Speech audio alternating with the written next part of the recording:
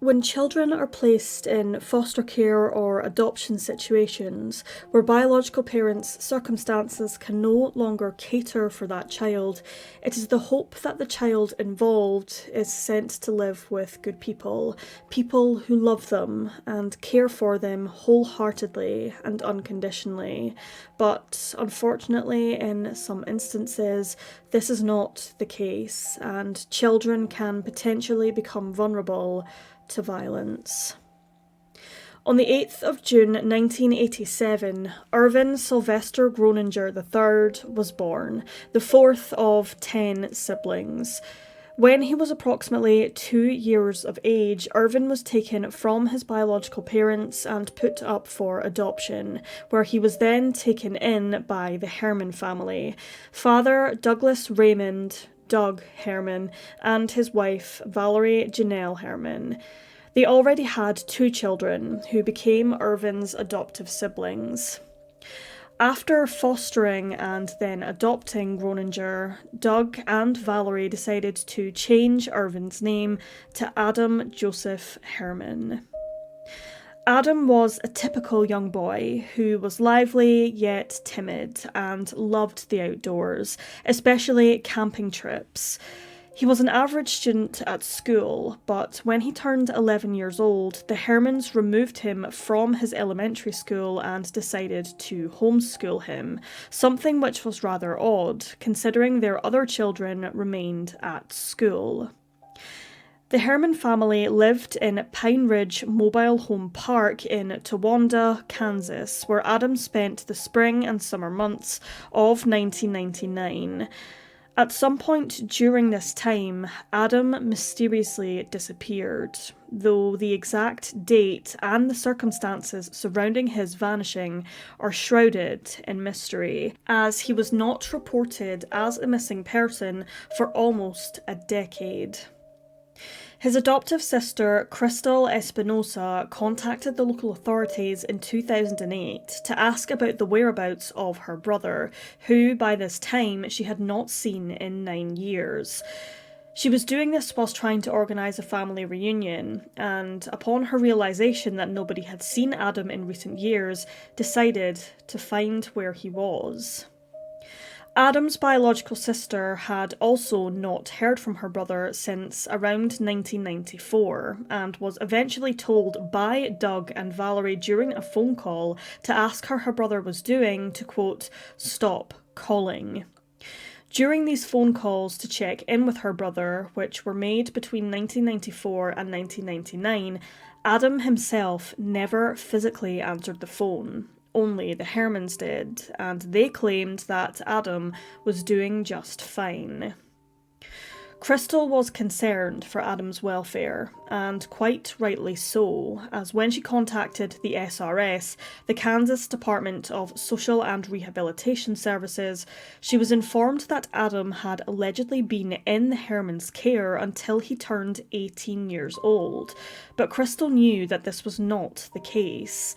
She immediately called the missing children hotline in Wichita and reported her brother as a missing person.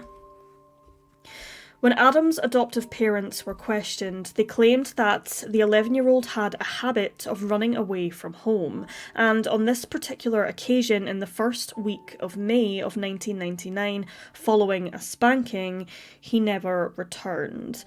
It's alleged that the Hermans did report Adam missing on at least 2 prior occasions, once after he was grounded and another after not returning home on the school bus.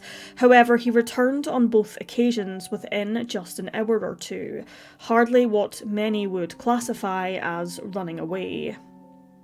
According to various sources, Valerie admitted to have spanked Adam with a belt buckle prior to his disappearance, with this not being the first time that abuse was reported from within the Herman household.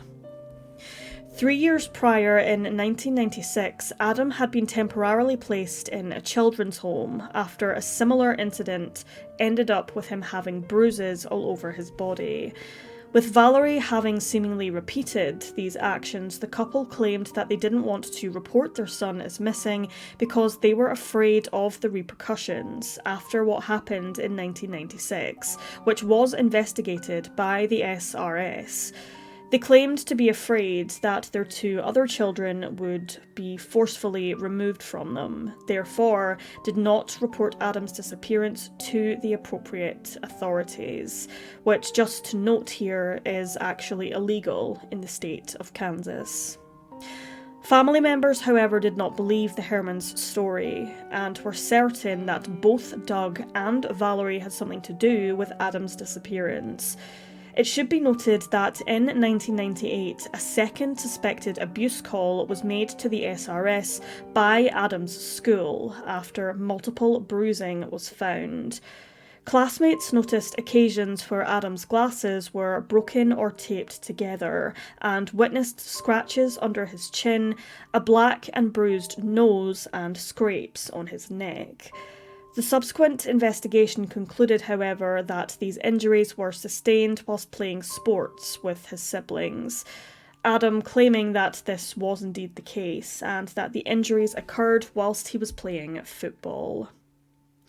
According to Adam's adoptive siblings, he was mistreated by the Hermans on a regular basis, though primarily by his adoptive mother. He was often locked in the bathroom, where he was made to sleep in the bathtub without pillows or a blanket, and he was denied food. However, his siblings did sneak in some food for him on numerous occasions. In one instance where Adam was locked in the bathroom, Valerie's ex-sister-in-law asked her why the boy was in there, and Valerie claimed that he was being punished for wetting the bed. On another occasion, she claimed he was locked in the bathroom because he was, quote, mentally disturbed. Crystal, Adam's adoptive sister, saw Valerie step on Adam, kick him, and hit him on several occasions, and an aunt saw Adam chained to the faucet of the bath just prior to his disappearance. Others who knew the Hermans saw Valerie favour her biological children, and she even once allegedly told a friend that Adam, who was only 11 years old at the time, quote, gave her the creeps. Valerie shockingly told investigators that she was recommended by a psychiatrist to lock her son in the bathroom at night due to an attachment disorder such as bipolar or schizophrenia, as Adam allegedly had a knife under his bed, and Valerie was frightened that he was going to kill her and her husband. The story became even more bizarre, with the Hermans telling family members that Adam was now a ward of the state, after they could, quote, no longer handle him, and that he'd actually been sent to a psychiatric facility. Whether there is any actual proof that Adam was sent to such a facility remains unknown.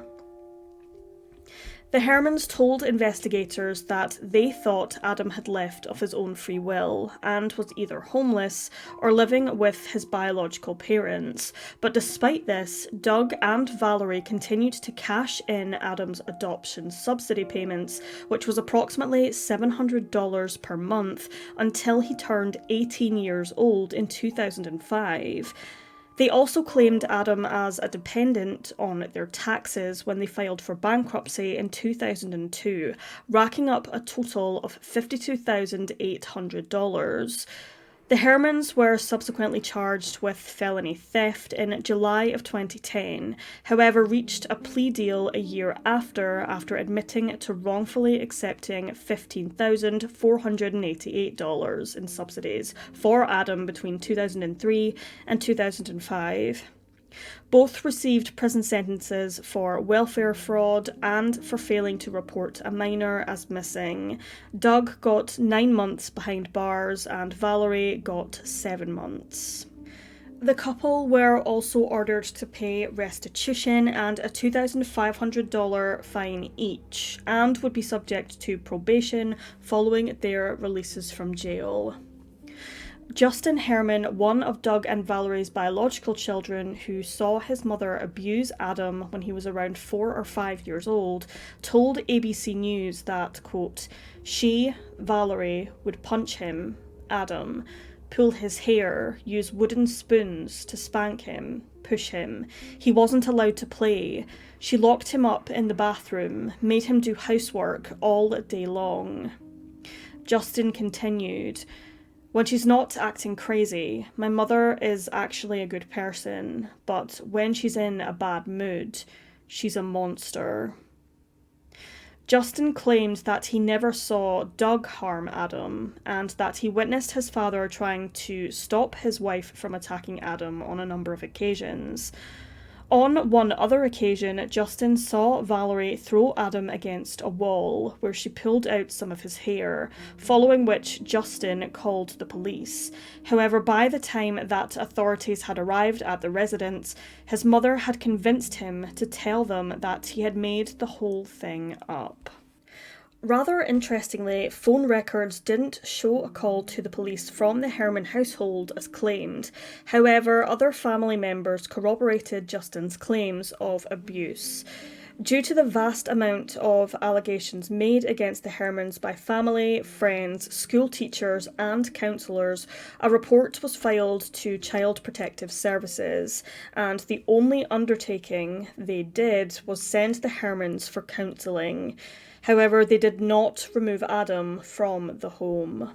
Ultimately, Child Protective Services failed to protect 11-year-old Adam Herman. Police searched the Herman residence and their mobile home where they resided in 1999. However, whether any clues or pieces of evidence were found in regards to Adam's disappearance is unknown. They did confirm that no human remains were uncovered. However, quote, one of their questions had been answered. When prompted as to what this meant by journalists, authorities did not elaborate any further. It does appear, however, that police believe that Adam is no longer alive, as there's no evidence to suggest that he is. Unfortunately, after 24 years, we still don't know the fate of Adam Herman. Suspicions surrounding his adoptive parents have never ceased, and given the evidence against them, this is hardly surprising. Whether Doug or his wife Valerie harmed Adam on the day he vanished remains unknown. They denied any wrongdoing, and Doug died in 2016, taking what he knew to the grave. Police named the Hermans as official suspects in this case and claim that murder charges could still be brought against Valerie, even if Adam's remains are never found. They also claimed that abuse charges could be filed for the period prior to Adam's disappearance, as well as the fact that his adoptive parents failed to report a minor as missing. The latest developments in the case came in 2019, when a Wichita man claimed on social media that he believed that he was Adam Herman. However, this turned out to be a cruel hoax. As of 2023, the disappearance of Adam Herman remains unsolved, and what fate ultimately befell him remains a mystery. An anonymous donor posted a $50,000 reward for any information leading to the whereabouts of Adam Herman. His biological family and his remaining adoptive family are still searching for the truth, and all they want is to bring him home. At the time of his disappearance, Adam Herman, whose birth name was Irvin Sylvester Groninger III, was 11 years old. He is described as being Caucasian, approximately 4 feet 4 inches tall and weighing 67 pounds. He had dirty blonde to brown hair and blue eyes, and at the time he vanished, wore gold wireframe glasses. It's unknown what Adam was last seen wearing.